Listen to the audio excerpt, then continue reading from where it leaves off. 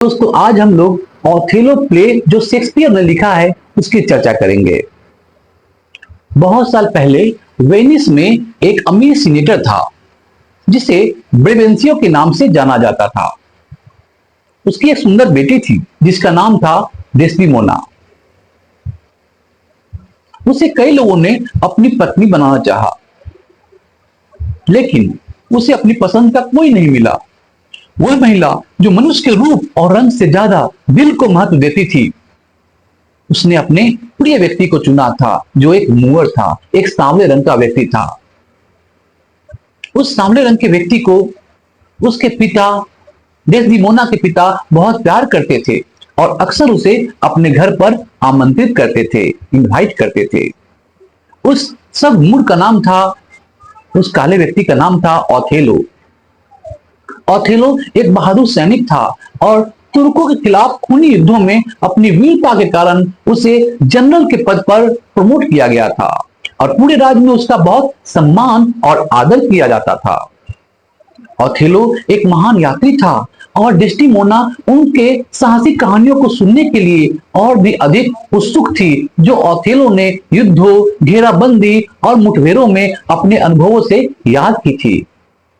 वे खतरे जो उसने झेले थे जब वह दरार में घुसा या तोप के मुंह तक पहुंचा, और उसे कैसे बाल बाल वो बच निकला था वहां से, और कैसे वह घमंडी दुश्मन द्वारा बंदी बना लिया गया और उसे गुलाम के रूप में बेच दिया गया।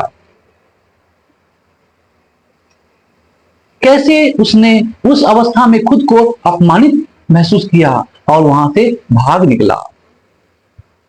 डेस्टिमोना ने इन सभी कहानियों को ध्यान से सुना, साथ ही उन अजीब चीजों का वर्णन भी किया जो ओथेलो ने विदेशी देशों में देखी थी। विशाल जंगल और रोमांटिक गुफाएं, खदानें, चट्टानें और बादलों को छूने वाले ऊंचे पहाड़, जंगली राष्ट्र, नरभक्षी जो इंसान को खा जाते हैं, और अफ्रीका के लोगों की एक जाति जिनके सिर उनके कंधों के नीचे उगते हैं। इन कहानियों ने डेस्डिमोना को इतना लुभाया कि अगर उसे किसी घरेलू काम के लिए बुलाया भी जाता तो वह जल्दी जल्दी जाकर के काम निपटा करके ओथेलो के पास कान लगाकर उसकी बातें सुनने लगती, कान लगाकर उसकी बातें सुनने के लिए लौट आती। उसकी कहानियों के अंत में डेस्टिमोना हमेशा आह भरती और फिर उसका शुक्रिया अदा करती, ओथेलो को शुक्रिया अदा करती और चाहती कि अगर उसका कोई दोस्त होता जो उससे प्यार करता तो उसे बस सिखा देना चाहिए कि वह अपनी कहानी कैसे सुनाए, और इससे वह उसे लुभा लेगी। इस संकेत पर विनम्रता से ज्यादा खुलेपन और शर्म के साथ, जिसे ओथेलो समझे बिना नहीं रह सका, और उसने अपने प्यार के बारे में और ज्यादा खुलकर बात की डेस्डिमोना से, और इस तरह उदार और खूबसूरत महिला डेस्डिमोना से शादी करने के लिए सहमति प्राप्त की। उनका विवाह, जो हालांकि सीक्रेटली हुआ था, निजी तौर पर हुआ था, लंबे समय तक गुप्त नहीं रखा जा सका। जब यह खबर ब्रेवेंसियो तक पहुंची तो उसने वेनिस के ड्यूक से अपील की और ओथेलो के खिलाफ न्याय की प्रार्थना की। उस पर आरोप लगाया, ब्रेवेंसियो ने ओथेलो पर आरोप लगाया कि उसने कोमल डेस्टिमोना को बहकाने के लिए जादू टोना किया, उसका दिल जीता और उसके पिता की सहमति के बिना उससे शादी कर ली। इस बीच वेनिस राज को ओथेलो की तत्काल आवश्यकता थी। सीनेट को खबर मिली कि तुर्कों ने शत्रुता के लिए शक्तिशाली तैयारी के साथ एक बेड़ा रवाना किया था और वे आगे बढ़ रहे थे, दुश्मन आगे बढ़ रहे थे साइप्रस द्वीप की ओर, इस इरादे से कि इसे वेनेशियन से वापस हासिल कर लिया जाएगा। इस आपातकालीन स्थिति में ओथेलो को तुर्कों के खिलाफ साइप्रस की रक्षा करने के लिए सबसे सक्षम जनरल माना गया। इसीलिए ओथेलो को सीनेट के सामने बुलाया गया। ओथेलो को सीनेट में एक महान योद्धा और सम्मान के उम्मीदवार के रूप में, और साथ ही सीनेटर ब्रेवेंसियो द्वारा अपराधों के आरोप में एक अपराधी के रूप में बुलाया गया था। सीनेटरों की सभा में बूढ़े सीनेटर ब्रेवेंसियो की बात को बहुत धैर्य के साथ सुना गया और क्रोधित पिता ने ओथेलो पर अपमानजनक तरीके से आरोप लगाया। इसलिए जब ओथेलो को अपने बचाव के लिए बुलाया गया तो उसे केवल अपने प्यार की एक साधारण कहानी सुनानी पड़ी, जो उसने इतनी सरल प्यार से सुनाई कि ड्यूक को भी यह स्वीकार करना पड़ा, राजा को भी यह स्वीकार करना पड़ा कि इस तरह बताई गई कहानी से उसकी बेटी भी जीत सकती थी। और ओथेलो ने अपने प्रणय प्रसंग में जो जादू टोने का इस्तेमाल किया था, वे प्रेमालाप की ईमानदार कलाओं से ज्यादा कुछ भी नहीं थे। और उसने जो एकमात्र जादू टोना किया था, वह एक महिला का दिल जीतने के लिए एक कोमल कहानी कहने का कुशलता था, कौशल था, स्किल था, इससे ज्यादा कुछ नहीं। ओथेलो की कथन की पुष्टि डेस्टिमोना ने की, जो अदालत में पेश हुई, और उसने स्वीकार किया कि वह अपने जीवन और शिक्षा के लिए अपने पिता ब्रेवेंसियो के प्रति कर्तव्य से बंधी हुई है, लेकिन अब उसे अपने प्रेमी और पति ओथेलो के लिए एक उच्च कर्तव्य निभाना है। ठीक वैसे ही जैसे उसकी मां ने सालों पहले अपने पिता के ऊपर ब्रेवेंसियो को छोड़ दिया था, ब्रेवेंसियो को तरजीह देकर के छोड़ दिया था। अपनी दलील को बनाए रखने में असमर्थ ब्रेवेंसियो ने उस मूर्ख को, उस काले व्यक्ति को, ओथेलो को अपना दामाद न चाहते हुए भी स्वीकार कर लिया और उससे कहा कि वह पूरे दिल से उसे उससे दूर रखेगा। वह इस बात से भी खुश था कि उसका कोई और बच्चा नहीं है, क्योंकि डेस्टिमोना के इस व्यवहार ने उसे अत्याचारी बना दिया होता और वो भी पिता को छोड़ देता। उसने ओथेलो को डेस्टिमोना के बारे में चेतावनी भी दी और कहा कि ऐ ओथेलो, जिसने अपने पिता को धोखा दिया, और वो लड़की तुम्हें भी धोखा दे सकती है। मुकदमे के बाद ओथेलो डेस्टिमोना के साथ साइप्रस में युद्ध के लिए आसानी से चला गया, क्योंकि उसने अपने पिता के साथ रहने से इनकार कर दिया था। उसने साहसपूर्ण घोषणा की, मुझे मूर के साथ रहना अच्छा लगता है। मूर मतलब काला व्यक्ति। मुझे इस मूर के साथ रहना अच्छा लगता है। इसलिए नवविवाहित जोड़ा साइप्रस के लिए रवाना हुआ। लेकिन जैसे ही वे साइप्रस में उतरे, खबर आई कि एक हिंसक तूफान ने तुर्की बेड़े को तितर बितर कर दिया है और इस प्रकार द्वीप सुरक्षित है, साइप्रस का द्वीप सुरक्षित है। लेकिन युद्ध जिसे ओथेलो को भुगतना था अब शुरू हो रहा था, और दुश्मन जो डेस्टिमोना के खिलाफ द्वेष को भड़का रहे थे, अपने स्वभाव में अजनबियों और काफिरों से भी अधिक घातक साबित हुए थे। ओथेलो के दोस्तों में कैसियो से अधिक किसी ने उसका विश्वास नहीं जीता था।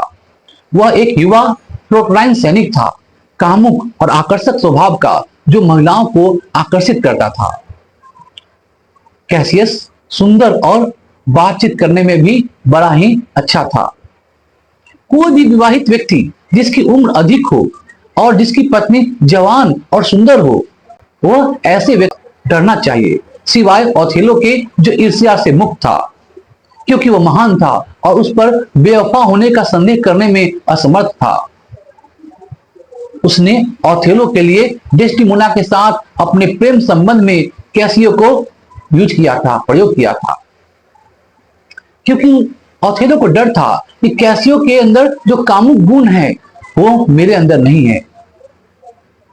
कैसियस के अंदर वो सब गुण था जो महिलाओं को खुश कर सकता है, और इसलिए वो अक्सर कैसियो को उसके लिए प्रणय निवेदन करने के लिए नियुक्त करता था।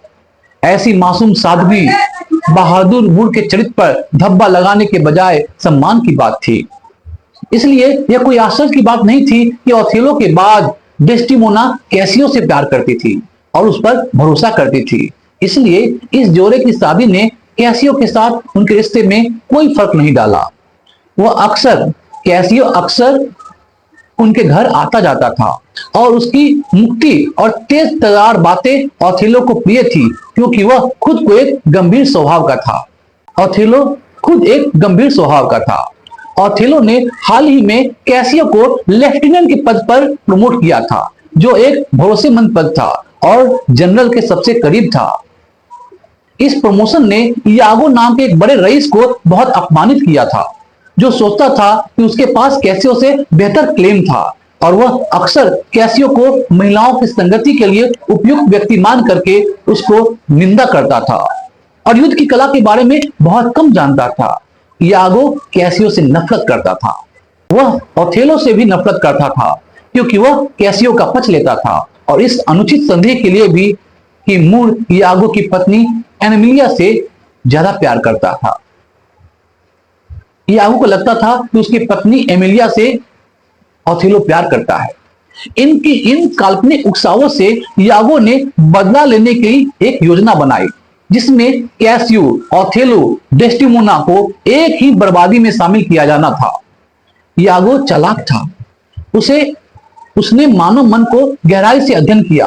वह जानता था कि मनुष्य को पीड़ा देने वाले सभी प्रकार के कष्टों में ईर्ष्या का दर्द सबसे असहनीय है, सबसे दर्दनाक है। उसने सोचा कि अगर वह ओथेलो को कैसियो से ईर्ष्यालु बनाने में सफल हो गया तो यह बदला लेने की एक बेहतरीन साजिश होगी जो कैसियो या ओथेलो या दोनों की मौत में बदल सकती है। उसे इसकी परवाह नहीं थी। साइप्रस में जनरल और उसकी पत्नी का आगमन और दुश्मन के बेड़े में बिखराव की खबर मिलने से द्वीप में एक तरह का छुट्टी का माहौल बन गया। हर कोई दावत और मौज मस्ती में शामिल था। कैसियो को उस रात ओथेलो की ओर से सैनिकों को अत्यधिक शराब पीने से रोकने का निर्देश मिला था। उस रात यागो ने शरारत की, अपनी गहरी योजनाओं की शुरू की। जनरल के प्रति वफादारी और प्यार की आड़ में उसने कैसियो को शराब पीने के लिए फुसलाया और एक पहरेदार के लिए बहुत बड़ी गलती थी जो। हालांकि कैसियो ने शुरू में विरोध किया, फिर भी वह जल्द ही यागो के झांसे में आ गया। उसने एक के बाद एक गिलास शराब पी। यागो से उत्तेजित होकर उसने सज्जन महिला डेस्टिमोना की प्रशंसा की। उसने यागो से यहां तक कह दिया वह बहुत ही सुंदर महिला है। अंत में वह हाथापाई में शामिल हो गया। मोन्टानो जो एक योग्य अधिकारी था जिसने विवाद को शांत करने के लिए हस्तक्षेप किया और वो भी हाथापाई में घायल हो गया। स्थिति का फायदा उठाते हुए यागो ने अलार्म फैला दिया जिससे महल की घंटी बज उठी मानो कोई खतरनाक विद्रोह शुरू हो गया है। घंटी बजने से ओथेलो जग गया और जल्दी से जल्दी कपड़े पहने और घटना स्थल पर आया और कैसियो से कारण पूछा। अब तक कैसियो को कुछ हद तक होश आ गया था लेकिन वह जवाब देने में बहुत शर्मिंदा था।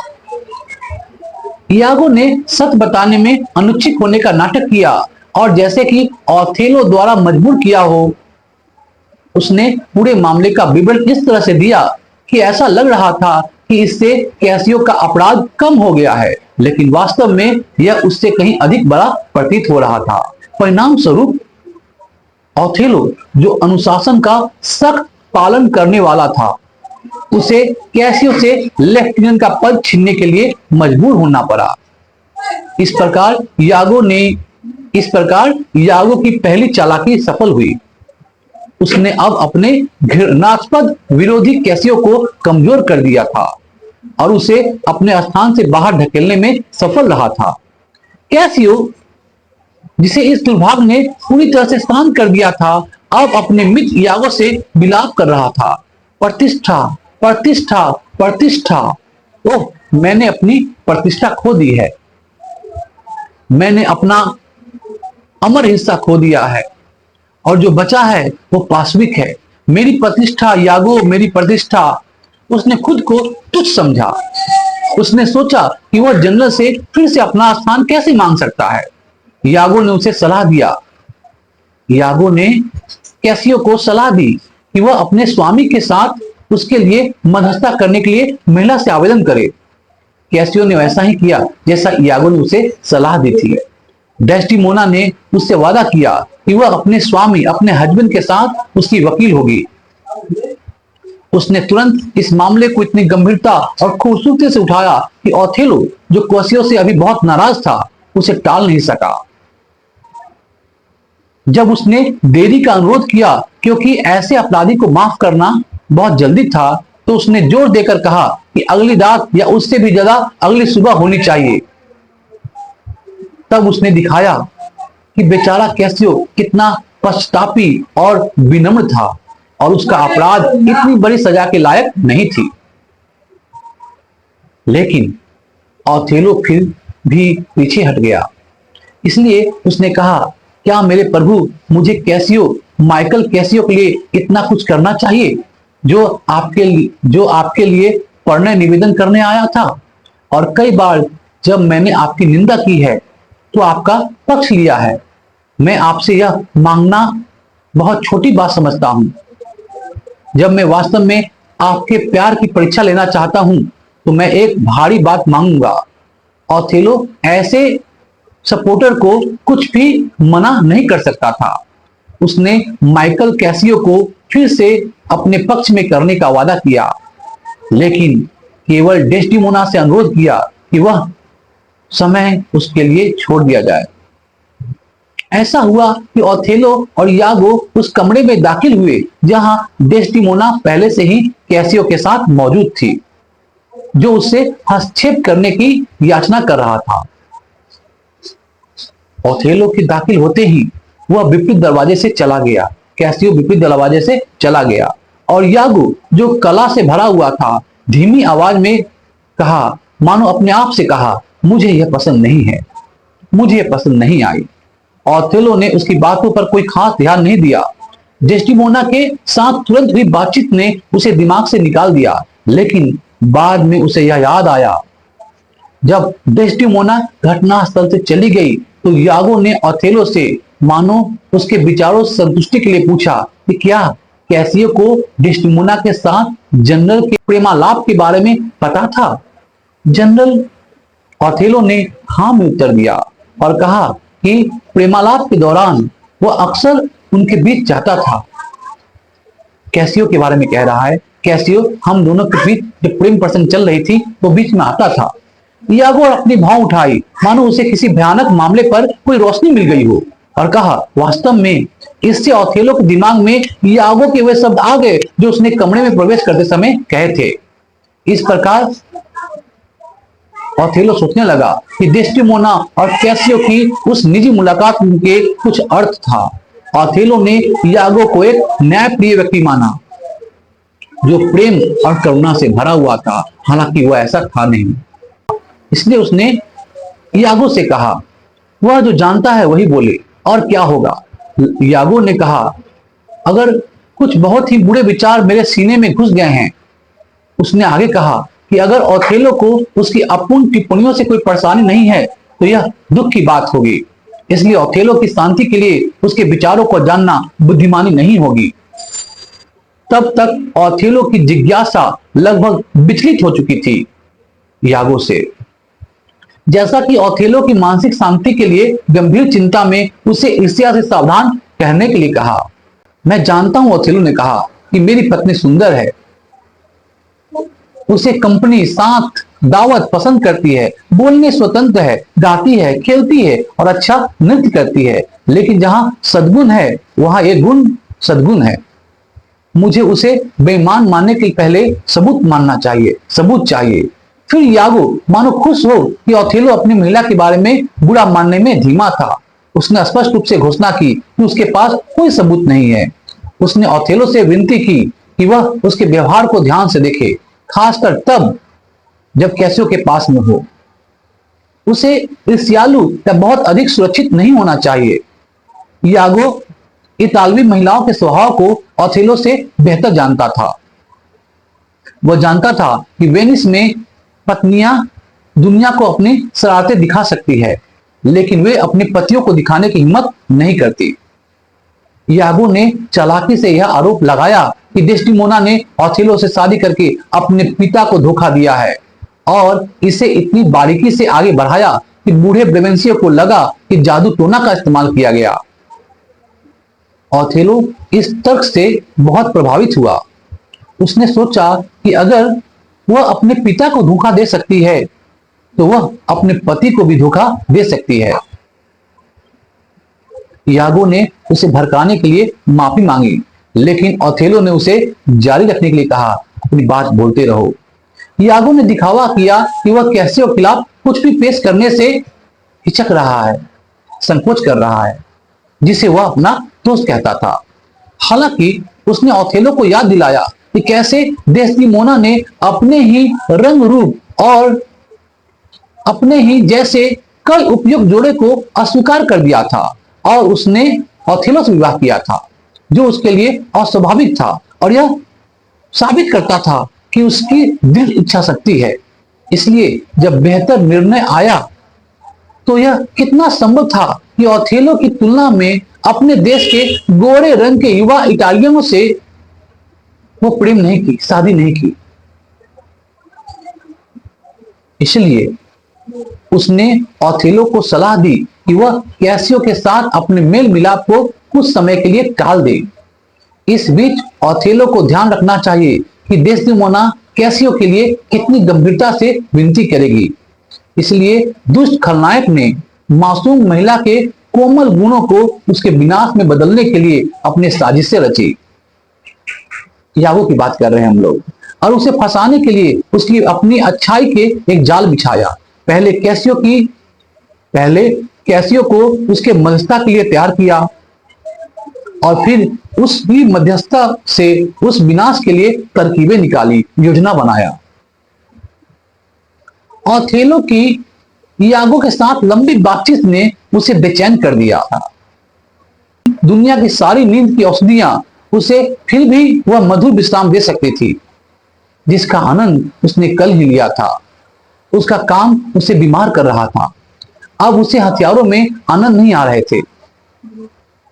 अब उसे हथियारों में आनंद नहीं आता था। उसका दिल जो सैनिकों को देखने कर जाग उठता था, अब ढोल की आवाज या युद्ध के घोड़ों की हिलनाट से नहीं हिलता था। ऐसा लगता था कि उसने वह सारा गर्व और महत्वाकांक्षा खो दी है जो एक सैनिक के गुण है। कभी कभी उसे लगता था कि उसकी पत्नी ईमानदार है, फिर उसे आश्चर्य होता था कि वह ईमानदार नहीं है। कभी कभी उसे लगता था कि यागो न्यायप्रिय है, लेकिन कभी कभी वह इसके विपरीत सोचता था। इस प्रकार वह इन विचलित करने वाले विचारों से टूट गया। एक बार उसने यागो का गला पकड़ लिया और डेस्टिमोना के अपराध का सबूत मांगा या उसे झूठा साबित करने के लिए तुरंत मौत की धमकी दी। यागो ने इस बात पर क्रोध जताया कि उसकी ईमानदारी को गलत तरीके से एक बुराई के रूप में समझा गया था। यागो ने बताया कि क्या ऑथेलो ने कभी कभी डेस्टिमोना के हाथ में स्ट्रॉबेरी से सना हुआ रुमाल नहीं देखा था, और ऑथेलो ने स्वीकार किया यह डेस्टिमोना को उसका पहला उपहार था, वही रुमाल। यागो ने कहा, मैंने आज माइकल कैसियो को अपना चेहरा पोंछते हुए देखा। ऑथेलो ने उत्तर दिया, यदि यह वैसा ही है जैसा तुम कहते हो तो मैं तब तक चैन से नहीं बैठूंगा जब तक कि एक व्यापक बदला, एक बड़ा बदला उन्हें निगल न ले। सबसे पहले तुम्हारी वफादारी के प्रतीक के रूप में मैं उम्मीद करता हूं कि कैसियो को 3 दिनों के भीतर मौत की सजा दी जाएगी और उस सुंदर शैतान के लिए मैं पीछे हट जाऊंगा और उसके लिए मौत का कोई दूसरा उपाय सोचूंगा।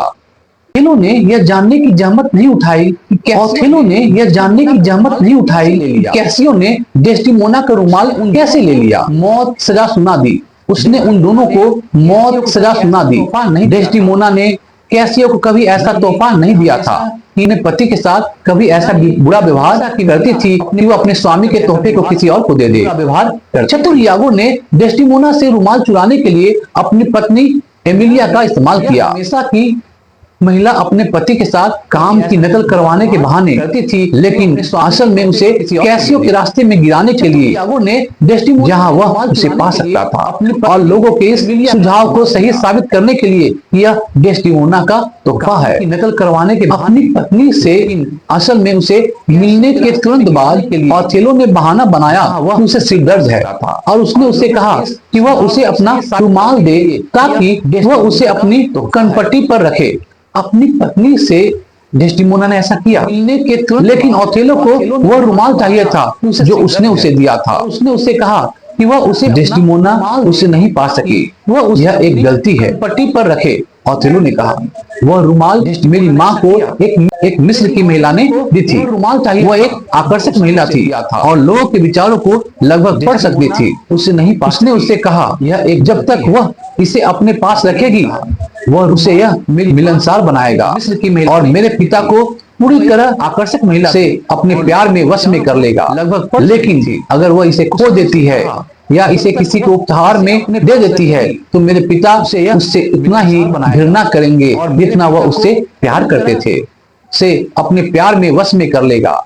लेकिन महिला ने कहा, क्या यह संभव है? इसे किसी ऑथेलो ने उत्तर दिया, यह सच है, तो मेरे यह एक जादुई रूमाल है। ना ही डेस्टिमोना डर के मारे मरने को तैयार थी क्योंकि उसे साफ पता था कि उसने इसे खो दिया है। ऑथेलो ने उत्तर, और इसके साथ ही उसे अपने पति के प्यार का भी डर था। डर कि उसने उसे बहुत गंभीर विचारों से विचलित करने की कोशिश की है। खुशी खुशी और उससे कहा कि रूमाल के बारे में उसकी सारी बातें केवल कैसियो के सूट उसने से दूर रखने के लिए थी, और तब तक उसकी प्रशंसा करती रही जब तक कि ओथेलो पूरी तरह से विचलित होकर के कमरे से बाहर नहीं निकल गया। कैसियो के सूट अब डेस्टिमोना को संदेह होने लगा कि उसके स्वामी को जब कैसियो से जन्म हो रही है। विचलित होकर के जब ओथेलो और डेस्टिमोना दोबारा मिले तो उसने उस पर और अधिक स्पष्ट रूप से विश्वासघात करने का आरोप लगाया और किसी दूसरे आदमी से प्यार करने की इच्छा नहीं थी। डेस्टिमोना ओथेलो ने रोते हुए उससे कहा कि वह हर तरह की बुराइयों को सहन कर सकता था, गरीबी, बीमारी और अपमान, लेकिन उसकी बेवफाई ने उसका दिल तोड़ दिया था। रोते हुए उससे कहा कि वह हर तरह की बुराई, उसने उसे एक गरीबी खरपतवार कहा जो इतनी सुंदर दिखती थी, उसकी बेवफाई ने और इतनी मीठी खुशबू देती थी कि उसे देखकर इंद्रियां दुखने लगती थी। एक खरपतवार कहा जो इतनी सुंदर, उसने चाहा कि वह कभी मिट्टी पैदा ही ना होती कि उसे देख। जब ओथेलो ने उसे लगती थी छोड़ा उसको, डेस्टिमोना ने पति के जब ओथेलो ने उसे छोड़ा उसने चाहा कि वह कभी पैदा ही ना हुई होती। आज जब ओथेलो ने उसे छोड़ा तब तो डेस्टिमोना अपने पति के उस झूठे संदेश से आश्चर्यचकित होकर इतनी स्तब्ध हो गई कि उसे भारी नींद आ गई और उसने उस पर केवल यही चाहा कि उसका सेवक उसका बिस्तर बनाए और जब उस पर उसकी शादी की चादरें बिछा दे।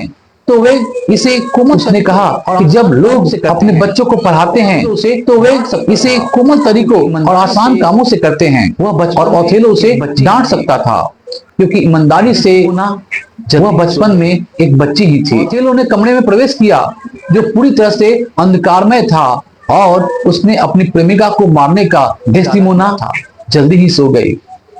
ओथेलो ने कमरे में प्रवेश किया जो पूरी तरह से अंधकारमय था और उसने अपनी प्रेमिका को मारने का इरादा किया था। उसे मर जाना चाहिए। जब उसने उसे सोते हुए देखा तो उसने सोचा कि वह उसका खून नहीं बहाएगा जैसा लेकिन साथ उसने ठान लिया था कि उसे मर जाना चाहिए, डेस्टिमोना को मर जाना चाहिए। उसने कहा नहीं तो वह और भी विश्वासघात करेगी जैसा उसने उसके साथ किया था। फिर उसने उसे आखिरी बार चूमा और रोया अपने ओठों, लेकिन उसने कहा और वे क्रूर आंसू देखे थे तो घुमा रहा था। वह जानती थी कि जब ओथेलो, लेकिन उसने कहा कि वे क्रूर आंसू थे।